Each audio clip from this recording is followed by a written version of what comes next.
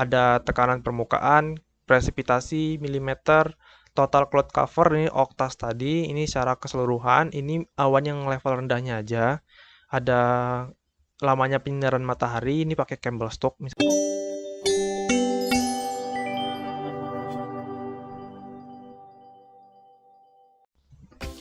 Ya, halo Pokers.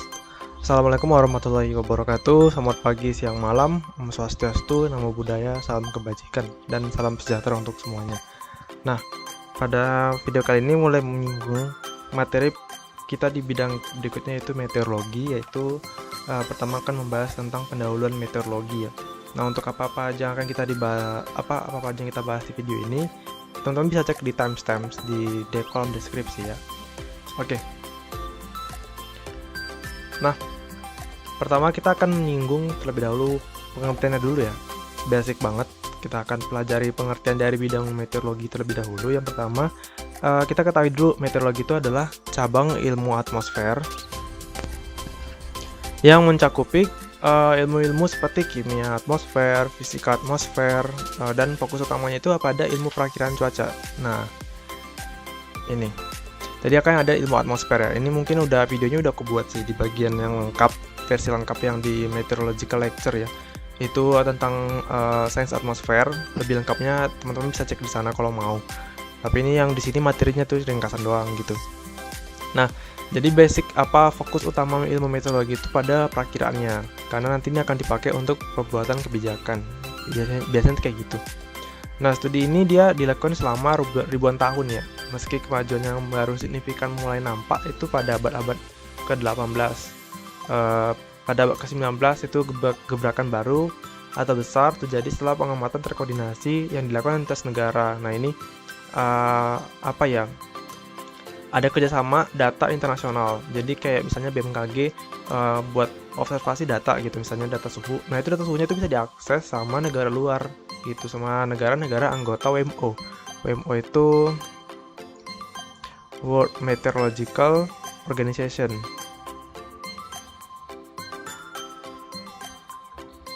Nah, itu. Jadi dia itu datanya itu bisa dipakai atau dipertukarkan secara internasional. Nah, itu regulasinya itu banyak banget mengenai ini. Tapi kita nggak akan bahas itu karena itu lebih ke bukan materi kita sih. Oke, setelah pengembangan komputer di pertengahan abad ke-20, maka peramalan tadi, ilmu perakiraan cuaca yang forecasting tadi itu dapat dilakukan. Jadi meteorologi itu dia ilmunya itu erat banget sama kaitannya ke penguasaan teknologi yang terbarukan gitu. Jadi kayak ilmu-ilmu IT itu erat hubungannya sama meteorologi. Jadi saudara dekat meteorologi itu adalah IT karena pengelolaan data-data meteorologi akan lebih cepat dan efisien jika melakukannya itu diukur dengan teknologi misalnya pemrograman bahasa Python gitu atau menggunakan bahasa pemrograman yang lain gitu. Jadi dia terprogram, data yang banyak tadi bisa dilakukan atau diolah datanya dengan cepat gitu. Nah, kata meteorologi berasal dari pemberbendaraan bahasa Yunani kuno yang dari awalnya itu meteoros yang artinya tinggi di angkasa, dimana meta itu di atas ya, eor itu mengangkat, dan logia itu artinya ilmu. Jadi ilmu yang ada di angkasa gitu. Tapi ini dalam batasan angkasa yang masih di bumi ya, karena nanti akan ada batasan-batasan pengertian kayak di astronomi itu apa gitu. Nah, itu meteorologi. Gambarnya ini sekelompok orang yang kita katakan sebagai meteorologis ya, orang yang ahli di bidang meteorologi ini sedang mengamati awan CB ini, awan konvektif. Oke, selanjutnya klimatologi. Klimatologi atau juga disebut sebagai ilmu iklim ya. Jadi kalau meteorologi disebut sebagai ilmu cuaca, klimatologi disebut sebagai ilmu iklim. Merupakan ilmu yang mempelajari pola tingkah laku cuaca. Nah, tanda kutip ya, ini cuaca suatu tempat atau wilayah yang berulang selama suatu jangka waktu tertentu. Jadi ini ilmunya cuaca tapi dianalisis atau dihitung atau dipelajari dalam waktu yang lebih lama dan areanya tuh cenderung lebih luas gitu. Jadi mendapatkan pola-pola pewilayahan iklim gitu. Sebagai satu sistem iklim yang biasanya berskala global sampai lokal. Jadi lokal pun ada itu. Jadi dia penggunaan datanya itu skala temporal atau satuan waktu gitu. Kayak misalnya, oh daerah ini dominan misalnya umumnya gitu, jam sekian tuh terjadi hujan gitu, jam sekian tuh biasanya kering gitu, jam sekian kayak gitu. Atau misalnya kalau misalnya dalam skala yang lebih luas, oh daerah ini misalnya daerah Jawa ternyata wilayahnya itu tergolong sebagai pola monsunal. Nah itu kayak gitu iklim. Jadi dia menghitung data-data cuaca secara rata-rata menggunakan basic ilmu statistika ya. Jadi di sini saudara dekatnya adalah statistika. Nah, statistika untuk dapatin data iklimnya. Klimatologi berasal dari bahasa Yunani, sama seperti di meteorologi dia menggunakan bahasa Yunani ya. Jadi bahasa Yunani di klimatologi berasal dari kata klima yang artinya itu tempat, zona atau wilayah yang bisa kita artikan sebagai kemiringan lah ya kan. Slope planet bumi yang berhubungan dengan lintang tempat itu terjadi, atau kemiringan hayal dari bumi gitu. Pokoknya tempat gitu. Jadi suatu lokasi, zona wilayah, tempat atau sebagainya. Logos artinya ilmu. Jadi yang mempelajari wilayah itu gitu. Tapi khususnya ini di cuacanya gitu ya. Nah, contohnya ini Annual Mean Global SST atau si surface temperatur. Ya mungkin teman-teman udah tonton di bagian apa ya, videonya di materi ringkasan untuk yang oceanografi tentang salin apa si surface temperatur ya, tentang suhu. Nah ini contohnya. Untuk data-data tahunan klimatologi ini terhitung dari 1982 sampai 1995. Jadi penghitungan di klimatologi itu data cuaca tadi itu dihitung dalam waktu satuan tahunan, bahkan puluhan tahun. Nah itu untuk dapatin data-data secara rata-rata di wilayah itu normal itu seperti apa sih cuaca dan iklim di wilayah itu gitu. Contoh kayak ini misalnya perairan timur Papua Nugini ternyata punya SST yang paling tinggi. Nah ini dapat rata-rata tahunannya kayak gitu. Misalnya data yang dianalisis secara sederhana ya kayak gitu ya. Nah. Oke, berikutnya kita mulai menyinggung tentang pembagian cabang ilmu di meteorologi dan klimatologi. Nah, untuk klimatologi dulu deh. Nah, klimatologi itu ada beberapa cabang. Misalnya ada klimatografi, klimatologi fisik, klimatologi dinamis, dan klimatologi terapan. Nah, contoh kayak klimatografi. Ini dari kata klimat ya, iklim, sama grafi itu penggambaran. Jadi intinya klimatografi itu bagaimana cara kita, seorang misalnya klimatologis ya, seorang ahli yang di bidang iklim itu tadi menggambarkan data-data klimat itu menjadi lebih mudah dimengerti dalam bentuk sajian gambar-gambar lebih menarik. Contohnya kayak gambar tabel gitu kan, produknya itu namanya klimograf. Nah, klimograf itu merupakan data bentuk grafik data iklim di suatu wilayah dalam suatu unsur yang dipakai. Misalnya unsur curah hujan, klimografnya di suatu wilayah tertentu kayak mana, puncaknya, lembahnya seperti apa gitu. Nah, berikutnya klimatologi fisik, ini fisika matematika. Erat kaitannya ke sana ya. Klimatologi dinamis, bagaimana pergerakan udara. Sebenarnya hampir sama sih kayak klimatologi fisik sama meteorologi fisika. Klimatologi dinamis sama meteorologi dinamis. Bedanya ya tentang tadi itu dalam batasan area dan waktu yang digunakan. Nah, itu aja sih. Kurang lebih sama sih klimatologi dinamis sama meteorologi dinamis. Contohnya kayak simpelnya klimatologi dinamis itu kayak kita tuh ngetahui gitu kayak angin zonal, angin meridional tuh selama pergerakan normalnya tuh kayak gimana gitu. Di meteorologi dinamis itu dipelajari kayak bagaimana proses penyebabnya pergerakan dari angin zonal sama angin meridional misalnya kayak gitu. Kemudian ada klimatologi terapan. Di sini kurang lebih sama ya kayak di meteorologi terapan. Ini ada kayak sinoptik, aeronautik, maritim, agromet, tapi lebih kerat banget sih kalimat itu, dekat banget sama yang namanya tuh agroklimat.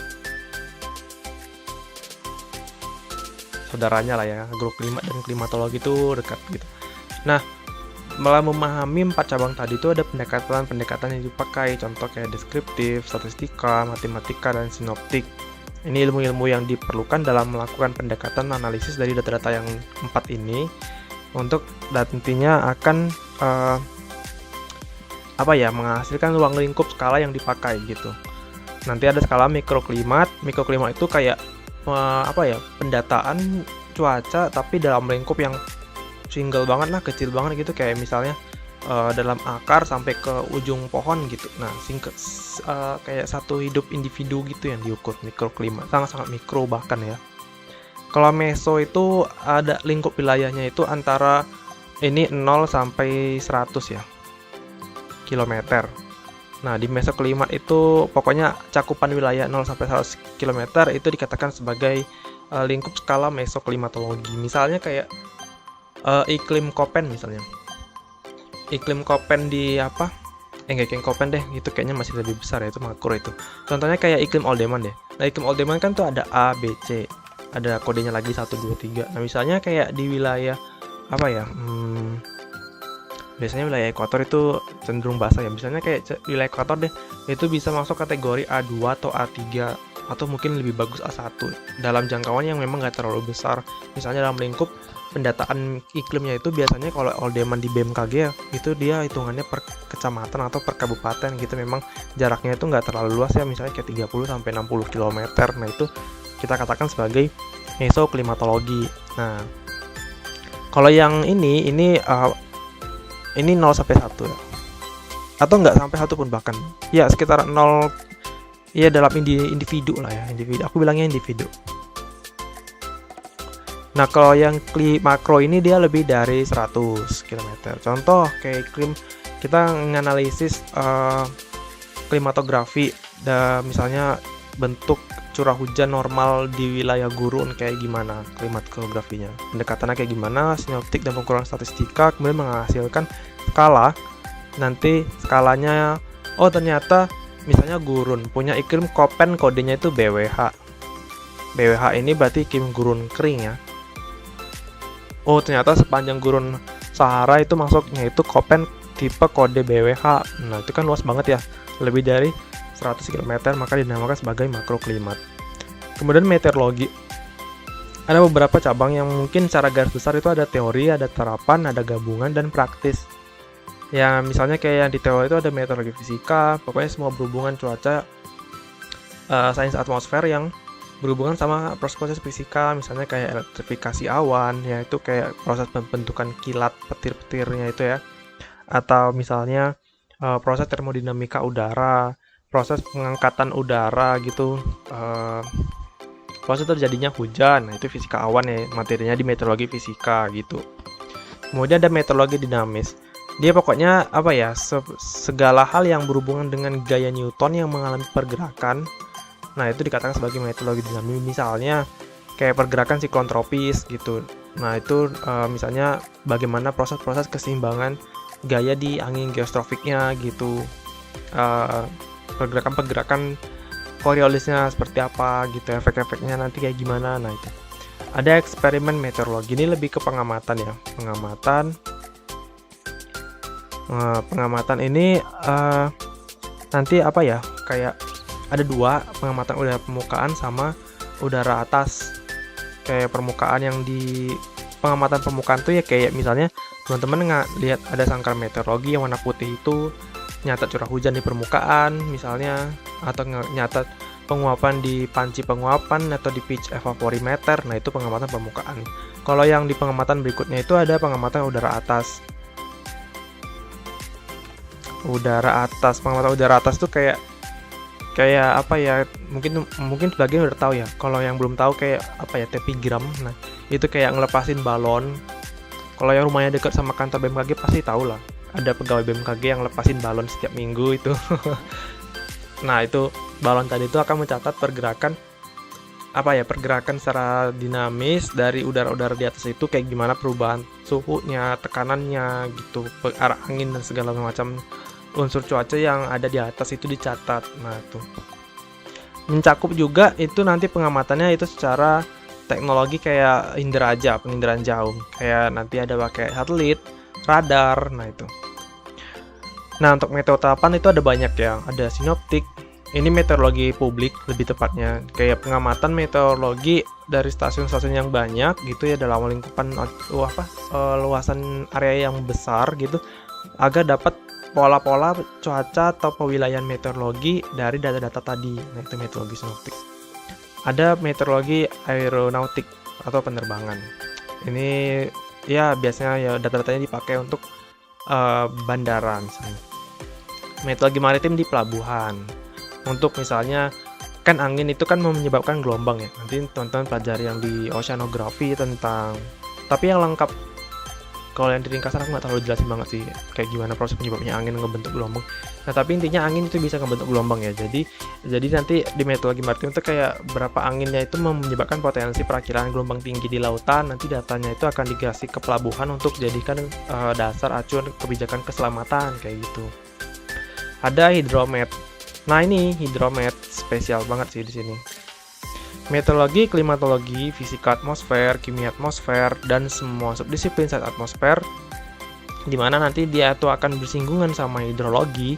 Hidrologi mempelajari tentang air, yaitu kayak ilmu ilmu irisan antara meteorologi dan geologi. Jadi tapi di hidro itu ada yang lebih spesifik banget ke bagian meteonya, nah itu nanti dinamakan sebagai hidrometeorologi, interdisipliner baru. Nah kemudian ada agromet sama kayak agroklimat. Berikutnya ada medcast, meteorologi kesehatan. Ini kayak gimana ya, data cuaca tadi dipakai oleh dokter atau tim kesehatan untuk mencari analisis atau pola kebijakan, misalnya kayak oh daerah ini tuh lagi musim hujan, berarti ya bisa jadikan acuan untuk keselamatan warga biar agar lebih hati-hati sama nyamuk demam berdarah misalnya gitu. Jadi untuk standar keselamatan wilayah tertentu saat adanya perubahan cuaca kayak gitu. Meteorologi gabungan itu ada biomet sama radiomet. Nah, ada meteorologi praktis, itu pengamatan meteorologi, analisis meteorologi, dan pelayanan meteorologi. Ini lebih ke tahapan ya, pengamatan, kita dianalisis, kemudian kita kasih produknya sebagai bentuk pelayanan meteorologi. Ini tahapan sih sebenarnya. Itu ya, tentang klasifikasi ilmu meteo dan klima secara sederhananya, singkatnya. Oke, berikutnya kita akan bahas mengenai unsur-unsur cuaca.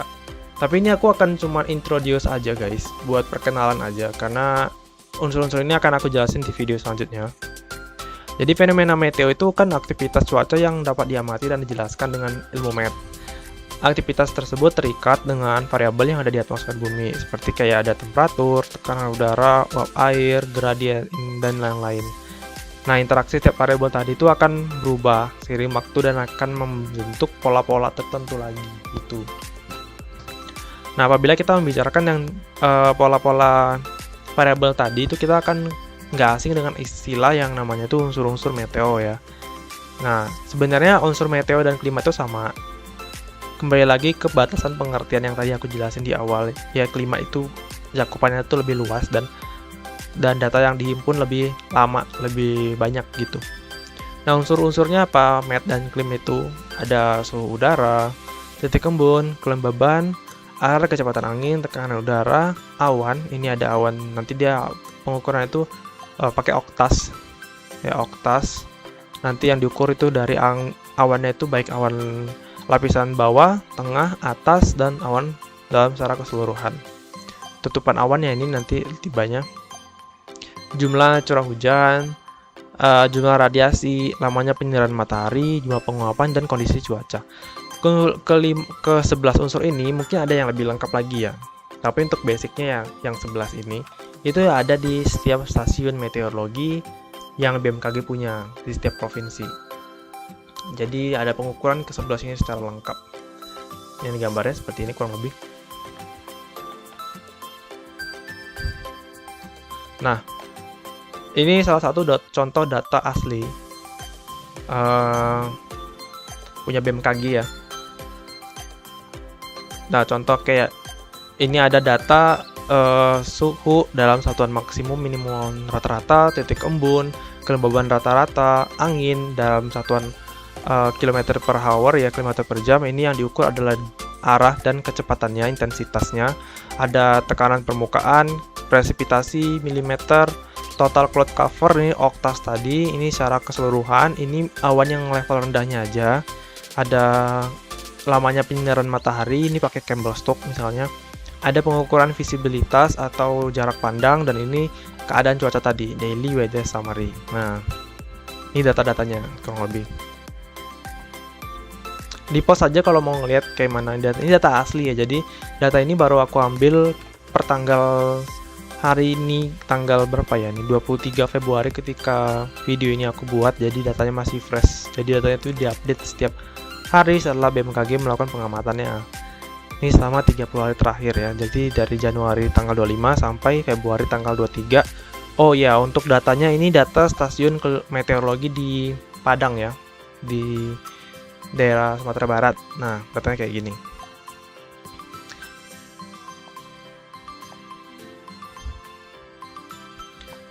Nah, jadi tadi kan udah ada ya skala di klimat. Nah, skala di meteo tuh dia lebih apa ya? Bilangnya aku lebih spesifik gitu sih. Jadi perbedaan spasial yang dipelajari untuk menentukan bagaimana sistem cuaca terbentuk secara lokal, regional, dan global beserta dampaknya itu di meteorologi dibahas lebih sedikit lebih lengkap lah menurutku. Nah, di sini contoh ya skala MET itu dari gambar. Untuk singkatnya itu pembagian skala di MET itu dia apa ya, ada 4. Ada skala global, skala sinoptik, meso, mikro. Untuk global contoh kasus kejadiannya itu fenomena yang diketahui, yang diamati itu ada MJO, Madian-Julian Oscillation. Ini dipole mode IOD di Samudra Hindia ya, Indian Ocean Dipole. Ada El Niño dan La Niña. Ini ENSO.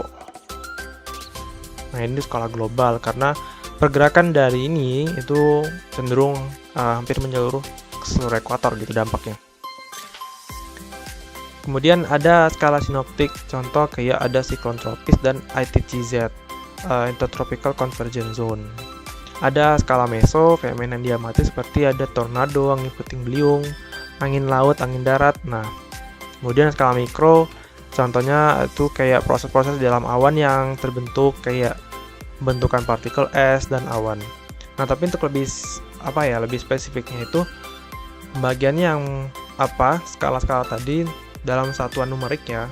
Kayak mikro itu dia biasanya diukur dalam 0 sampai 2 meter. Rata-rata sekitar 2 meteran gitu. Dan waktu yang diteramati itu hanya seconds to minutes. Nah, kemudian untuk mesoscale itu jangkauannya hingga puluhan kilometer ya. Waktu yang teramati atau waktu yang dipakai untuk tahu kondisi cuacanya itu dia menit sampai jam. Contoh kejadiannya kayak thunderstorm, tornado, waterspout. Ya, ini waterspout itu kayak tornado yang terbentuk di air ya. Dust devils ini yang terbentuk di daerah banyak debu atau partikel gurun gitu sih. Jadi dust bentukannya itu tornado tapi debu-debu gitu, gurun pasir ya.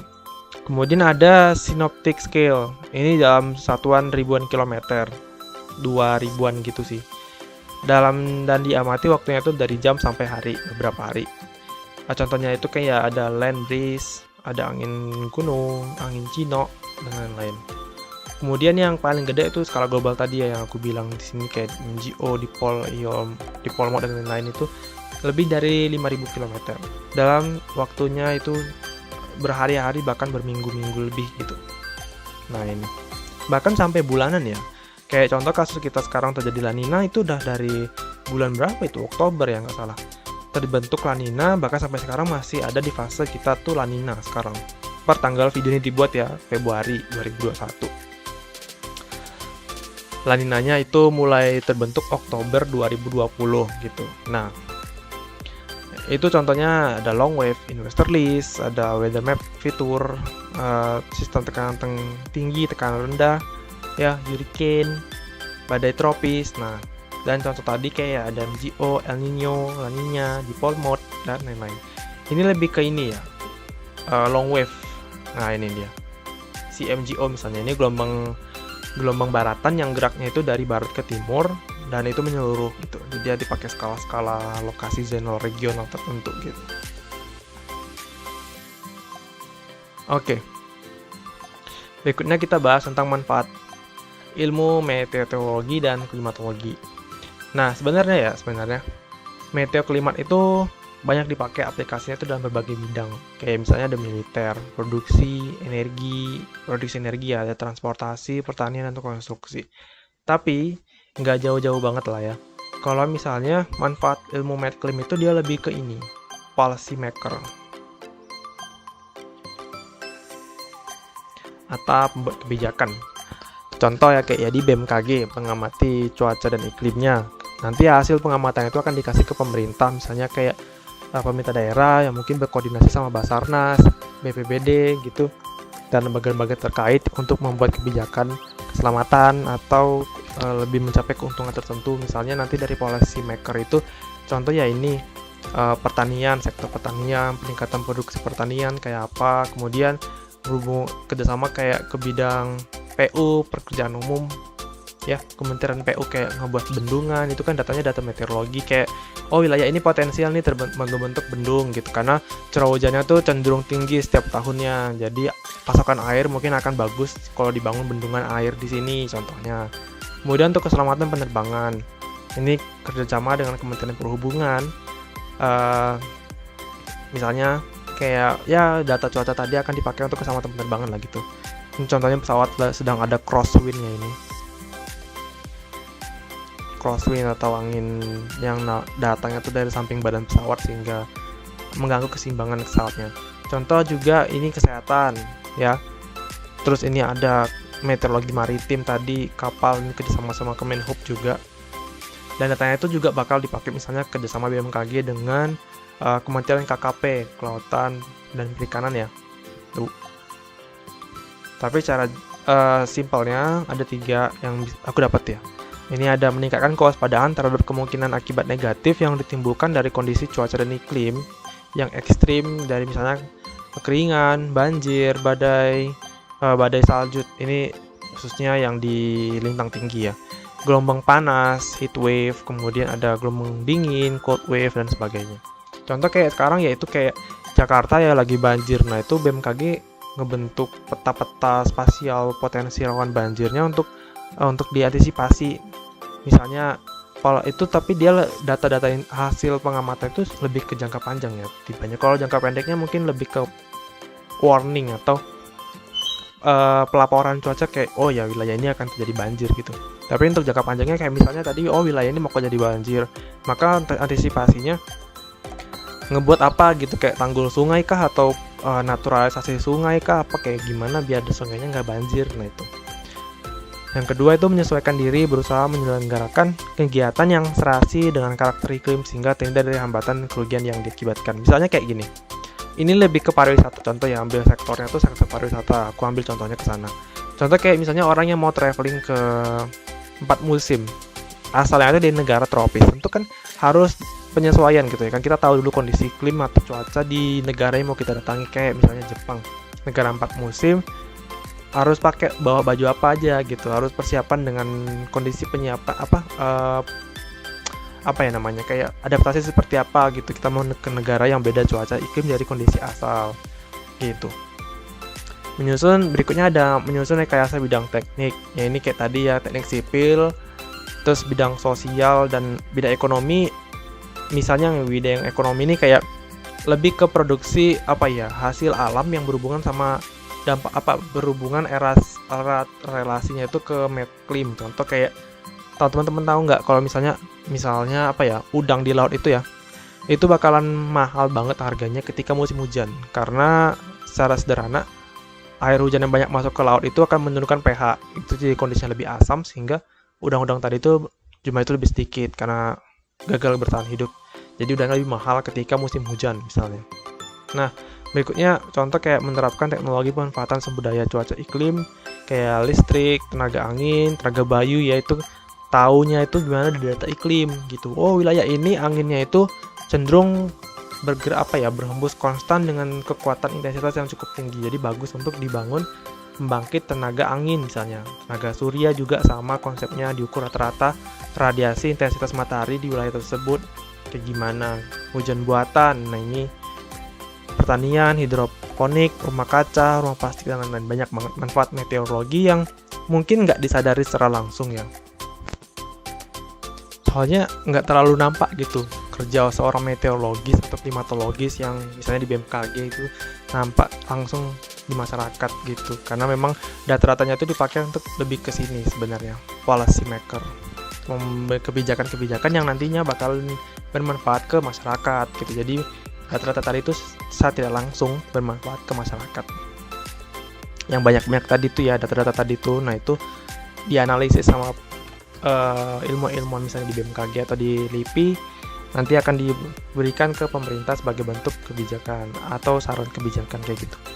Oke, berikutnya tadi udah singgung tentang cuaca sama iklim, tapi ini aku kasih lagi perbedaan lebih detailnya lagi, perbedaan dari keduanya ya. Nah, contoh jangka waktu untuk cuaca dia itu berarti tadi aku bilang dia dalam waktu yang singkat ya, singkat dan terjadi itu singkat gitu. Kalau iklim dia apa ya? Iklim dia lebih ini lebih lama ya, harusnya salah sih. Nah itu, ini salah ya, ini lama. Kemudian tingkat perubahannya tuh cepat. Terus yang iklim itu tuh cenderung lama.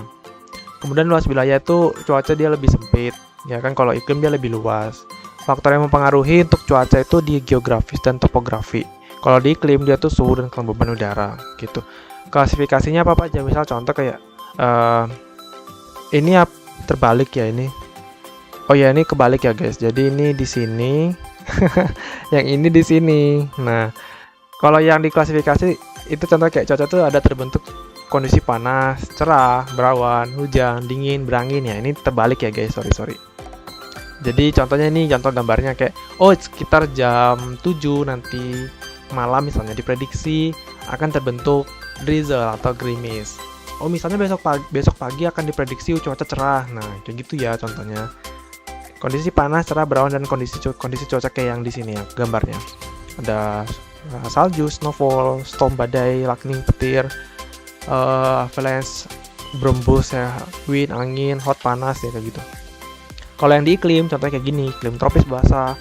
Lokasi atau wilayah tersebut punya iklim kering misalnya, atau iklim sirkumpolar, iklim kutub, ya pokoknya dari klasifikasi yang digunakan dari iklim Köppen dan Geiger contohnya. Nah, ini klimograf yang aku bilang tadi. Klimograf tuh kayak gini bentuknya guys. Jadi bentuknya ini contohnya tuh ada di tropical monsoonal yang ada di India, Cochin. Grafik iklimnya tuh kayak gini. Ini datanya itu mean annual temperature. Jadi ini apa ya? Data rata-rata temperatur sama presipitasi. Yang temperaturnya yang di sini, garis titik-titik ini. Yang presipitasinya yang grafik balok ini.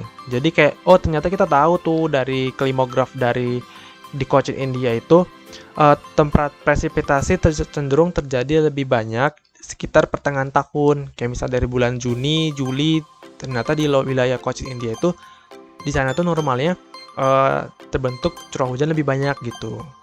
Sedangkan di wilayah Januari atau Desembernya itu curah hujannya itu lebih sedikit. Nah, kayak gitu kita cara bacanya. Ini precipitations in inches, dalam satuan inci ya. Kemudian kayak annual temperature-nya, suhunya, ternyata nggak terlalu banyak variasi gitu. Rata-ratanya nggak terlalu banyak simpangan gitu, rata-rata tahunan. Kayak misalnya yang paling tinggi itu ada di bulan Maret, yang paling rendah ada di bulan Juli, kayak gitu. Gitu ya guys. Nah, itu sekilas mengenai cuaca dan iklim. Semoga bisa dipahami perbedaannya. Faktor yang mempengaruhi. Ini kebalikan juga guys, salah. Aduh, gimana sih ini? Nah, ini untuk faktor yang mempengaruhi iklim itu dia geografis dan topografi ya. Untuk dia di cuaca itu dia di suhu dan di kelembaban. Jadi yang kebalik tuh di faktor mempengaruhi klasifikasi ya, ini yang kebalik ya. Ini juga dikoreksi. Aku ngambil dari gambar di Google gitu. Jadi kalau misalnya ngambil tuh ya aku koreksi lagi sini. Jadi ini aku koreksi ya, yang kebalik itu di faktor mempengaruhi dan klasifikasi ini kebalik harusnya di sini. Gitu ya. Selebihnya ini cenderung benar lah ya. Kecuali yang ini juga ada koreksi lama ini. Oke, sudah selesai. Baik, terima kasih jika teman-teman sudah menonton videonya sampai habis saat ini. Mohon maaf jika banyak koreksi tadi. Mohon maaf atas kesalahan yang ada. See you in the next video. Sampai jumpa di video berikutnya. Wassalamualaikum warahmatullahi wabarakatuh.